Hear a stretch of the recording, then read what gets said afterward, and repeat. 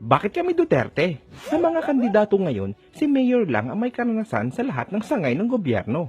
Sa executive branch, Mayor ng Davao for 23 years. Sa legislative, Congressman and Vice Mayor for 6 years. At sa judiciary, fiscal ng 10 years at abogado ng 44 years. Tapos sasabihin nila, panglokal lang daw si Mayor. Lingid sa kaalaman nila, ang Davao ay 63 beses ang laki sa Metro Manila.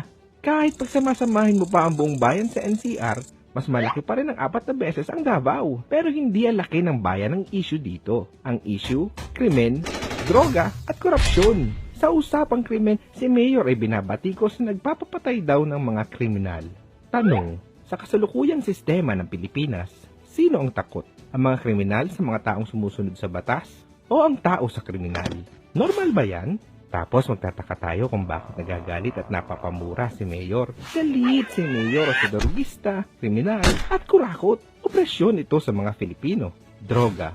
Sa Davao, merong libreng rehabilitasyon at 2,000 monthly allowance ang mga gustong magbagong buhay. Korupsyon. Sa Davao, merong dekalidad at kompletong ospital na libre sa lahat ng Filipino. Mayor's permit sa loob ng 72 hours. Murang bilihin dahil walang kotong at modernong kagamitan para sa alagad ng batas.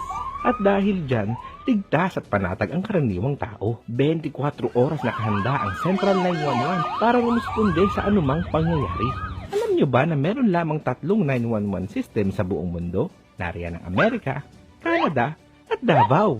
Ganito dapat gamitin ang pera ng bayan. Hindi puro welcome ark, waiting shed, barangay patrol, poste, covered court, at isang damakmak na plate number ng bahay. Ganito na lang ba tayo? Hindi ba pwedeng may 911 din tayo? Matinong pampublikong ospital o maglaan ng sariling paliparan sa ating mga rehiyon? Iyan ang pangarap sa bansa ni Mayor gamit ang federalismo. Kaya Duterte kami.